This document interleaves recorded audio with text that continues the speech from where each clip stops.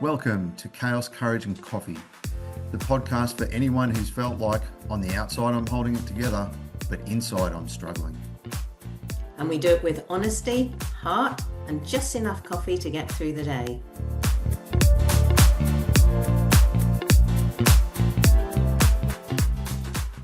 Hi, Brett. How you doing?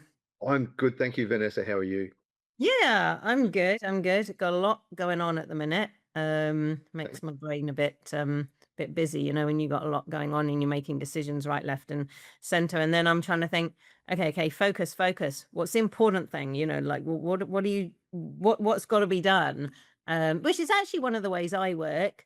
I actually do that in the morning. I go, right, what's actually before I get like so much stuff thrown at me in the day, and before I get thoroughly confused, I actually try to think, right, what actually is important for today? Because otherwise I get caught up in so many things, and then I don't know, you kind of lose that focus of a hierarchy. Yeah, yes, I agree. Decision fatigue. Is I'm that a going. thing? Is that actually a thing? Well, I think it is. I believe it is. I think if we need to make so many decisions in a day, the mental energy that we use in making all those decisions is going to add up because we've got so many different things to consider. So, you know, at the moment, there are lots of different reasons for making decisions, and it depends on what's important to us as to what the decision might be. Um, some things we can take a shortcut, we can pre-plan. Uh, I know I was speaking, no, I was listening to a podcast, and the person on the podcast used to work for the um, Secret Service in the USA, used to be on the president's protection detail. And they were saying that uh, Barack Obama, former president of the United States, had one suit. There was only one type of suit. There might have been 10 different suits in the wardrobe, or 20 or however many, but they were all exactly the same. They were the same shirt, and every single tie was able to go with that shirt and suit combination. He never had to think about what he was going to wear for the day because it was pretty much the same thing every single day. That was one less decision he had to make. That is so interesting because literally just last week I was reading an article, and what caught my eye is quite funny because my daughter has a lot of clothes and she's always choosing what to wear, and it's an outfit, and she posts it on TikTok and all of this. But the title of the post, or the article, was something like, "Are you one of those people who wears kind of the same things all the time?" Obviously, it was not as long as that, but I don't know what it said. And I was like, "Yeah, kind of. That's me." And I was kind of like, "Oh, what's this about? Am I in trouble? What's it?" Because it's like what it says about you or something. I'm like, "Oh God, what is it going to say about me?" But it was really interesting. So I'm now validated in not being, as vast with my wardrobe choice, because it said if you're going to make all those decisions in the morning over something as, and luckily my daughter can't hear me, but something as insignificant as what you're wearing. I mean, you're a guy, you probably sort of go with me on that. And there's lots of women out there who go, whoa, it's not insignificant. But if you're going to go through all of that, and believe me, Brett, if you see it, it's a lot of decision making. Then when it comes to something later in the day or something that's actually really important, like, shall I book that flight for my travel now? Your brain, and I think I don't know, is it used up a lot of energy? Because they do say we make, and let's hope we can find out before we make this live, how many decisions do we make a day? It's like absolutely thousands, It isn't is. it? Yeah, it is thousands of decisions. And a lot of them I think we don't even realize. Are we Yeah. going to have that or that to eat? Are we going to make a coffee or a cup of tea now or later? Or um, what are we going to go for a run or a walk in the morning? Or, feed the dog now, go to the toilet before I feed the dog. There are so many little decisions we make every day that if we can remove some of those decisions, it just makes some of our day just a little bit easier. And the big decisions, we have more mental capacity to deal with those. And I know I understand with the clothes, veterans, we used to go to work and wear the same thing every day. And and then we leave, and again, we're experiencing what your daughter's probably going through, because this is something very new and different to us, actually picking clothes every day. Am I going to put a t-shirt on, a collared shirt? Am I, what colors do I wear? We've got no idea. And so, sometimes leaving a job, for veterans anyway, and going into something that has a uniform or semi-uniform they need to wear, just helps make those transitions a little bit easier. But yeah, I absolutely get it. The fewer decisions we can make, the easier life seems to be.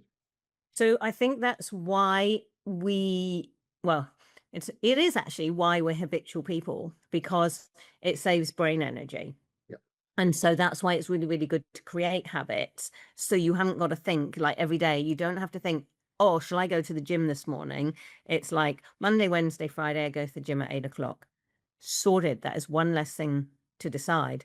Because when you were talking it through, I was like, really? Like, yeah, shall I feed the dog first, or shall I go to the toilet? And when I go for a walk, shall I go here or shall I go there? I mean, seriously, if we were to talk out loud what's going on in our day, oh, I think I'd be exhausted by after 1 hour. Like, seriously, that sounds so exhausting.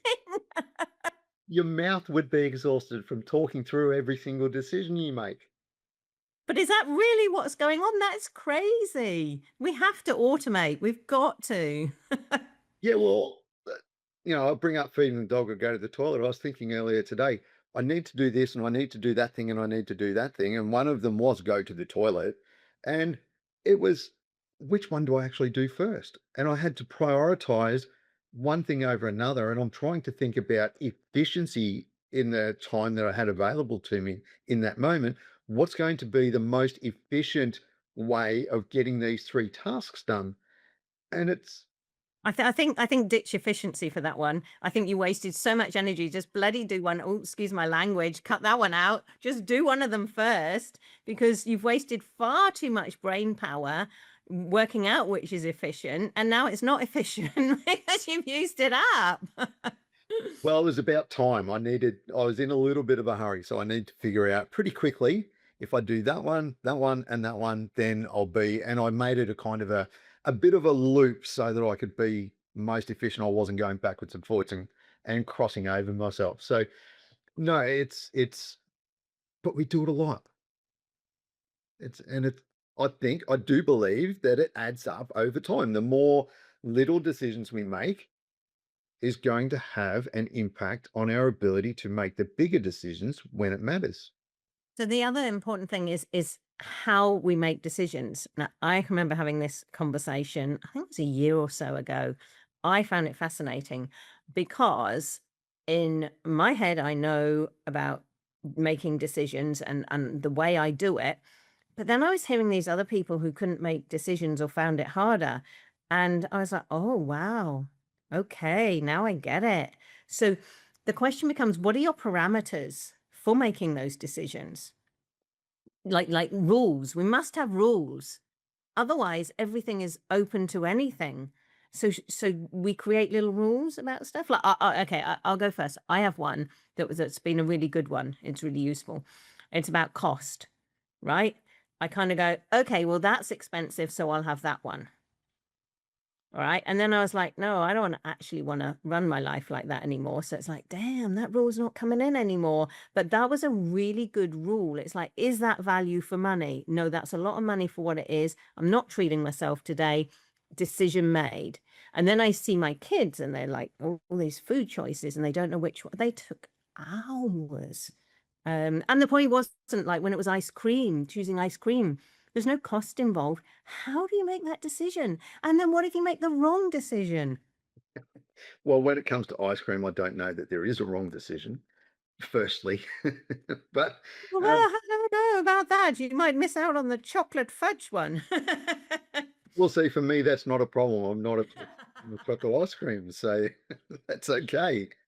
But I do know what you mean. We've got a shop that we go to for our desserts on occasion, and they have, I don't know, I'm going to say 20 different flavors, and trying to make a decision of which flavor am I going to have tonight, or combination of flavors, because I normally get two.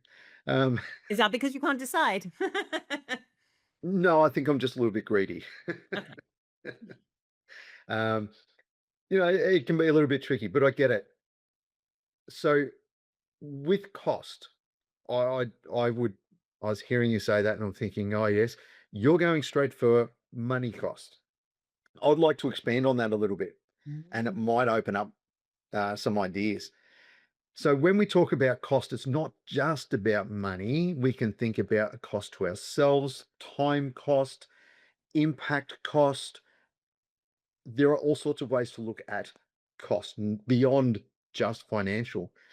And I think that is one of those decision-making points that probably most people, if not everybody, does take into account at some point. If I make this decision, what is the cost going to be? So I'm trying to make a decision at the moment around two different income streams. All right, in my private life, one would provide more security, but less. So, yeah, security, but less finances. All right, lower value. An alternative would provide better value return, but has less security attached to it. So now I need to weigh up what's more important. Is it the financial security or is it the financial income? And So so, that's the yes, yeah, that's a way we make decisions on our values and what's important to us. So that's what you're breaking down there, because this is a more important decision than ice cream. Like you said, maybe with ice cream there isn't a wrong decision because you know what, another day you can go and get a different one. Jobs, not so much. And that could affect you hugely. Like if you take less security and you're not that kind of person, but you were kind of swayed because perhaps you're going to have more money for it, then wow, you could actually, yeah, you that's an important decision. You have got to break that down. So here's curious, like, so how do we make these decisions? We talk about cost to us. So you're talking about cost in different ways, impact and what's important to us. We have to know what's important to us to make the decision on it. yeah, absolutely. I've heard there are, I think, many different decision making models, if you like. And I don't know them all. I'm sure if anybody would like to message us and tell us this model and that model, more than happy for that. Actually, I'd love to see what people use and how you make decisions. But one I heard of was 10, 10, 10. How would you feel about it in 10 minutes, 10 days, 10 months, or 10 years? And sometimes we buy things, especially when we're younger. I remember when I was much younger, buying things because I wanted it now. And in 10 minutes, I was perfectly happy with the choice. And even maybe in 10 hours, I would be happy with the choice. But 10 days, the shine might have been wearing off at 10 months, 10 years. Maybe that wasn't such a good decision that I made on that day. So that's one way to start thinking about important decisions, right? Is to start thinking in tens. 10 minutes, 10 hours, 10 months, 10 years. Yep, that's a good one. I think it's possibly going to depend on what type of things we're talking about. I wonder if there's a different model for different types of things, because as we've highlighted, ice cream decisions versus job decisions, very, very different impact. And I think your 10-10, where your job is a longer thing. Mhm. Ice cream, yeah, sorry, 10 hours, you haven't probably, unless it was a box of ice cream you put in the freezer, you haven't got that ice cream anymore. It's done. You might have a bit of buyer's remorse, especially if you're trying to lose it for a little bit of weight. Well, then you shouldn't have had any ice cream, and you actually should have gone for the healthy option or the sorbet or something.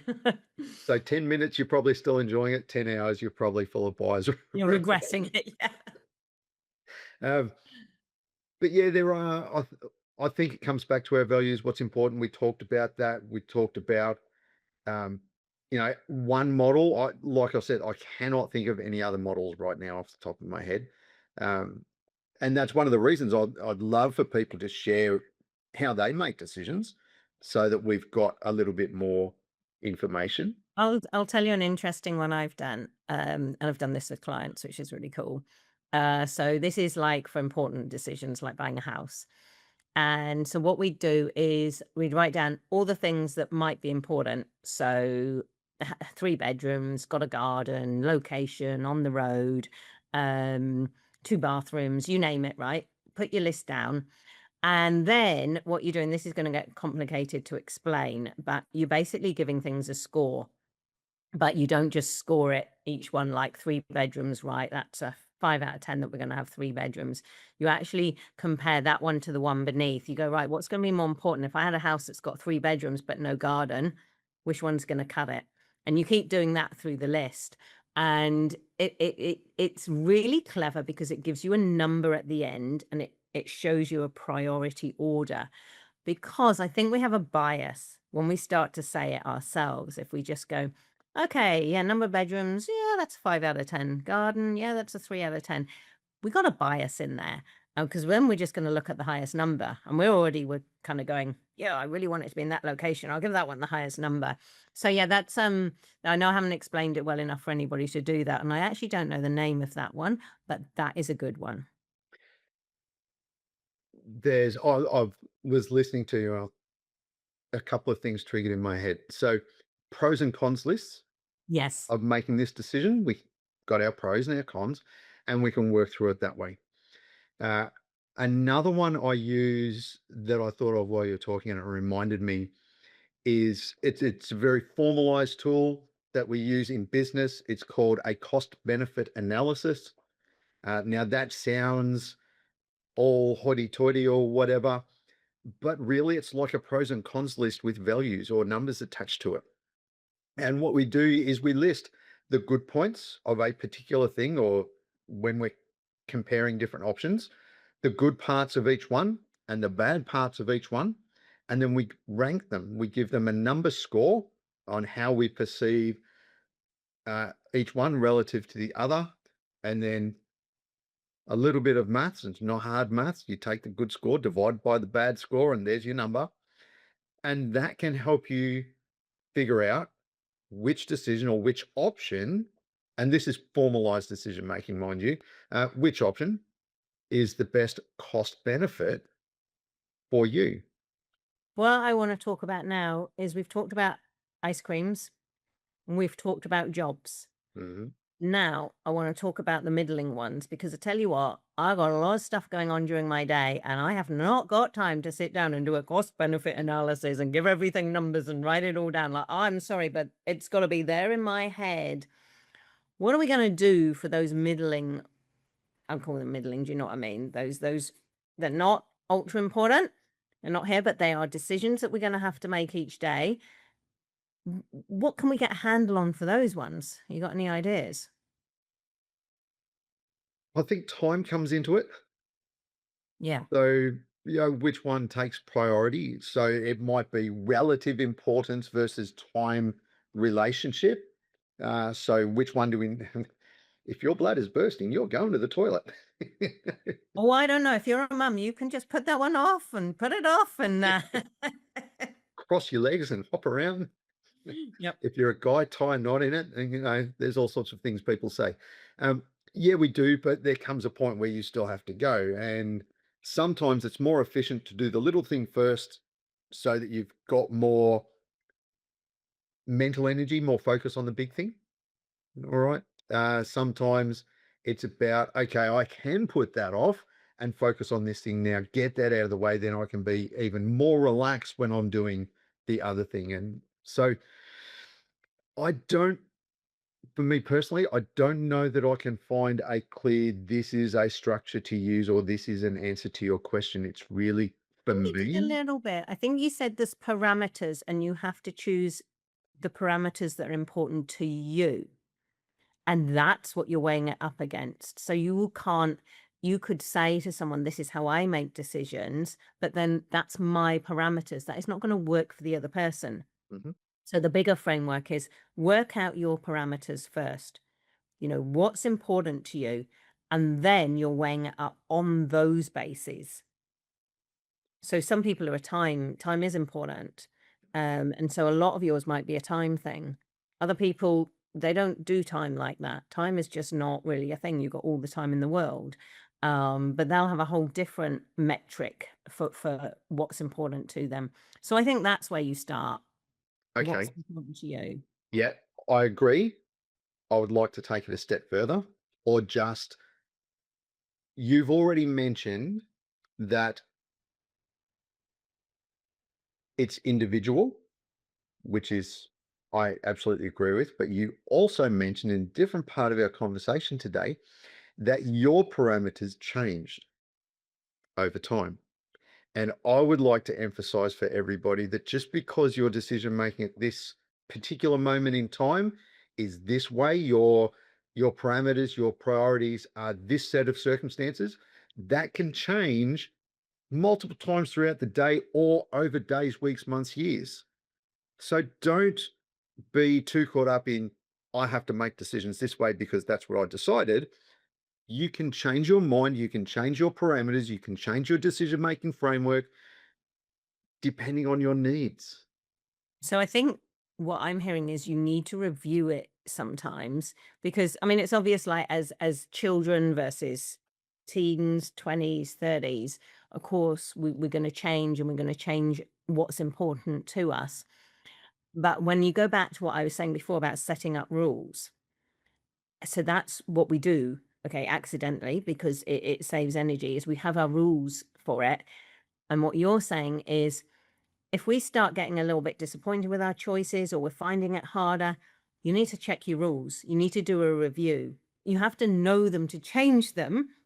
So you need to think, and perhaps this will help you do this because we're highlighting it. What are my rules? Do I need to change them? Because are they now making me make decisions that aren't quite right for me because they were based on previous situations or times in my life and I haven't upgraded them? Yeah, I think that's a really good point. I think a lot of what we've talked about in this podcast is about upgrading ourselves, upgrading our thinking, and our decision making can be upgraded just, in exactly the same ways as we've been talking about.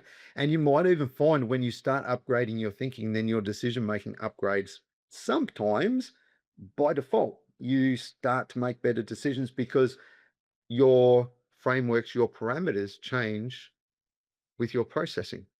Now, before we close, I'm going to throw one more thing in there that Okay. was follow on. Review it. Okay, review it. Like, you made a decision. If you weren't happy with it, or you were happy with it, give yourself a little review, and that will help you next time. If you don't learn anything from it, you're not going to make your life easier, or move forwards with it. So review your decision making. Only takes a second. But don't overdo it. This is not for overthinkers. Overthinkers, close your ears right now. Yeah, I think that's a good point. Am I happy with this decision? Am I happy with the outcome? If not, what could I do differently next time to get a better, to lead me to where I would like to be? And And that's that's all it it. So, takes. so overthinkers, don't go now regret and go that. Just stop there. What Brett said, and then stop and move on. Yeah, absolutely. And for everybody, I'd say if you don't like the decision, if you realize you've made a mistake, be kind to yourselves and be kind to somebody else that's made a mistake as well, because we all make mistakes. It's perfectly natural, generally speaking, perfectly acceptable, and you'll be okay. All right, that's a good place to end, Brett. I like that. Thank you. Thank you. Great topic.